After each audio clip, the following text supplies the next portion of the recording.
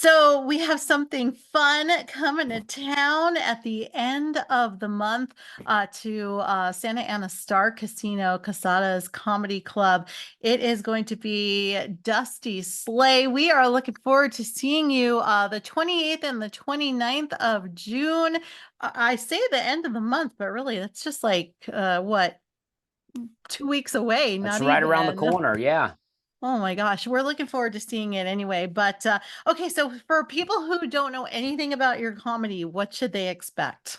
Well, first off, I'm pumped to be coming. It came probably in 2016. I opened for a couple of the guys from Broken Lizard who Oh, did Super Troopers and Beer Fest. Um, but my show is I do hilarious comedy, and I like to describe it as a relatively clean comedy. I like to say it's the kind of show that you could bring your aunt or your parents to and not be embarrassed that you brought them to the show. But also, if you have adult kids, 18 and up, sometimes even younger, I don't know what the club allows. Uh, your kids will have fun too. It's not cheesy. I'm an adult. I talk about adult things, but I just like to let people know that it is a good show for you to like bond with your parents over. If you're looking for something to bond with them over, this is the show because I'm just doing regular everyday comedy, but it's fun. I grew up in a trailer park. I was an alcoholic for a while. I've had a lot of jobs. I've sold pesticides. I've waited tables. I'm talking about all kinds of stuff.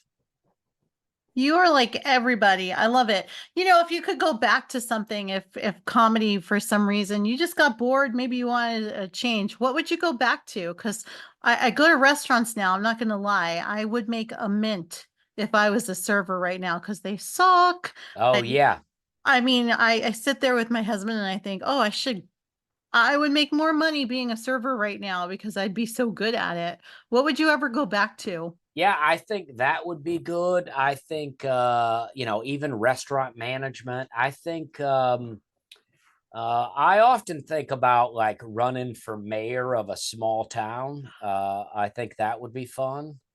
I don't want to be in politics, but I Yeah. think a mayor allows you to just be in touch with the town. I would like to be mayor of some town that's maybe like falling apart or not doing well and try to like build a community, try to bring it back. My own real life Sim City. That's so funny, like Doc Hollywood, Yeah. right? Yeah. Perfect. Yeah, Perfect. Give that him a sort of Coke. thing. Yeah, where you can just kind of help a town come back to life. All right, so you're coming to New Mexico. You've been here before. Aliens, do they exist? What do you think? I don't think space aliens exist, but I think there's something going on out there. That's for sure. Yeah. Okay, red or green? I don't know what that means, but I'm wearing a Oh, green shirt, so I would okay. go. I would go green. Well, you got to try the food while you're out here. We're known for our chili, no matter what Denver says. Okay. You know what though? I would be into that. I do like a green chili sauce. I Oh, am into yeah. that. Yeah. All Like a right, hot great. sauce that's green. Yeah, I'm into that. That's what I like. I like I love that. peppers. I love spicy stuff. I mean, I wouldn't say I'm like the guy that can handle all the spicy stuff, but I do like it. I'm So not tell down to do a challenge, but I would eat something spicy. so what is your day like when you come to a city? I don't know why. I love like the behind the scenes. So do you get to do some things or do you sleep late? Like what's your day like? Well, I can't sleep late because I have kids, so my body is now regulated to be waking up in the morning. So even if I stay up all night, I can't sleep. I like cigars. I like to if I can find a good cigar shop, but that's always after the show kind of stuff. The problem for me is everything I do throughout the day affects how my show goes. Like I was just in Dallas, Texas, and I went and I had some really great Mexican food about 2 hours before the show. And now I'm so full. The show was still great, but I'm so full. I'm like miserable for the rest of the night.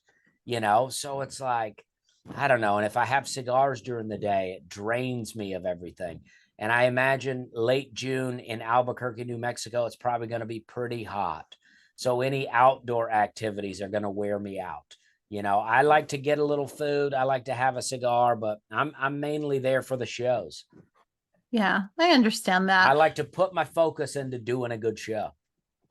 Have you ever gone to a show, done a show, and you're like, oh my God, this is the worst audience ever. I'm never coming back here again. You don't have to say where it was unless you want to. Don't say New Mexico, whatever you do. But what do you do in that instance? Because I know I've hosted things before and you're like, what is happening? Like, can I just go home now? Well, it is. That's a good question, and definitely not New Mexico. I've only done two places in New Mexico, and I believe I think I did the exact same casino I'm coming back to. I know it's the same casino. I don't know if it's the same showroom, Mhm. and those shows were really great. And I did a place called the Inn of the Mountain Gods Oh in yeah. Mescalero, New Mexico, and that was a really great show. I would say there's a place in North Carolina that I did years ago.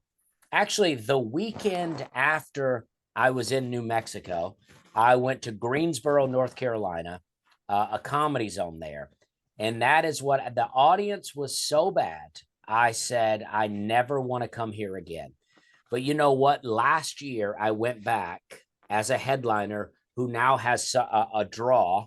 So I brought in my own audience, and it was one of my favorite shows. So it was total redemption. I always said I never want to go back to the Comedy Zone in Greensboro, North Carolina. And then I did, and it was great. That's good. That's I good to love a hear. redemptive story. Yeah. Yeah, because every audience is different. I mean, they're never the same people, obviously.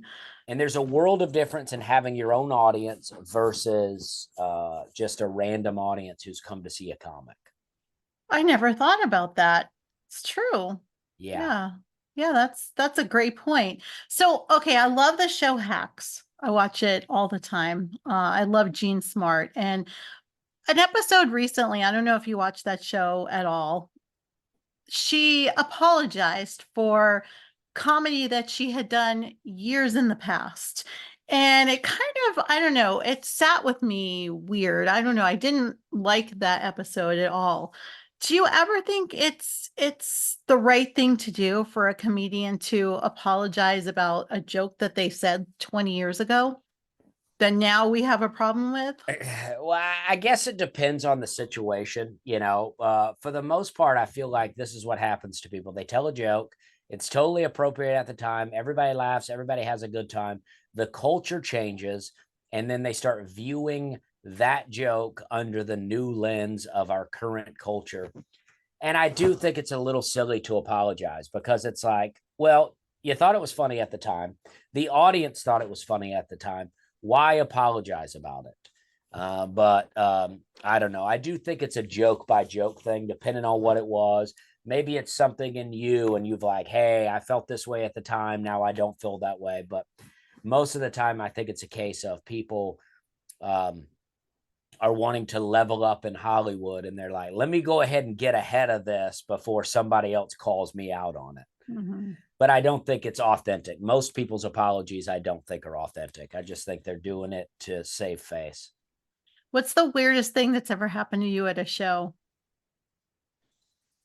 Um, I don't. Uh, I don't know that anything too weird has happened.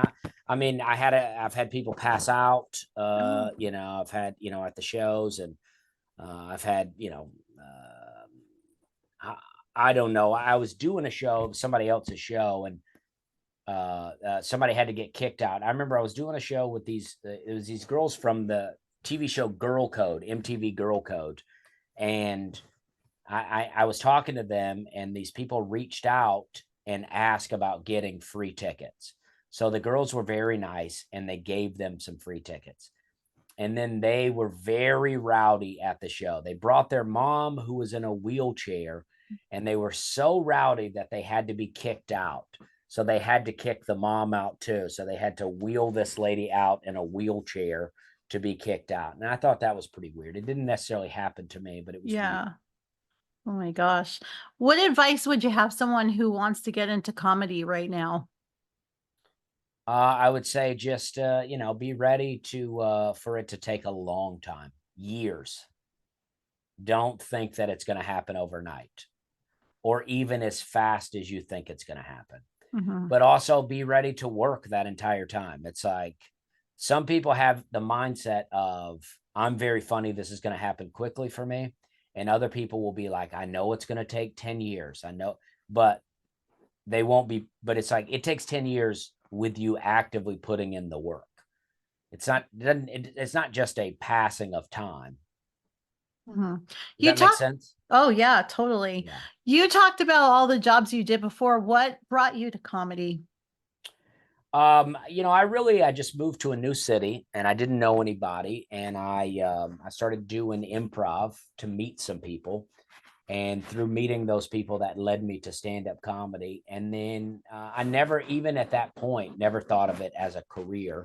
I just thought it was a fun thing to do to meet people, and just over time, I started to get better, and then I won a comedy competition, and I thought, oh man, maybe I have something here. Maybe I can do something with this. And it was, about 3 years from the time I won the competition until I went full time as a comic. But 8 years before I actually, 8 years from the time I won that competition until I ended up doing a late night show. Wow. Now, probably it would have gone a little faster had I moved to, say, New York or LA or Chicago, something like that. But I did this from Nashville, Mhm. but it took that long. But I think it was the right amount of time because I really worked it on the road for a long time, and so by the time I got a late night spot, I deserved to have a late night spot. It wasn't a fluke. I was ready to do it. I love it. I could talk to you all day. You are so pleasant and Well, nice. thank you. I can't wait to see your show at Yeah, Santa thank you. I Ana. appreciate that. I Yeah, want to go. I want to go. please do. Yeah, tickets are still available. It's June 28th and 29th. I say it's like it's a long time away, but really it's right around the corner. So get your tickets at Quesada's Comedy Club. It's beautiful there, by the way. I was just there about a month ago and it's absolutely gorgeous. So yeah, I can't wait to go see you and hopefully meet you. Well, thank you. I appreciate it. Yes, please do come, and we'll definitely, we'll definitely meet. Okay, good. I didn't know how to say that. I'll definitely meet you. But yes, we'll definitely meet. I know you don't want to say hook up because that sounds like, hey, we're gonna Yeah. go clubbing. I'm too old for Right. clubbing. I'm asleep by Yeah. 7:30. So I get it. When I'm not doing shows, I go to sleep very early. yeah. Yeah.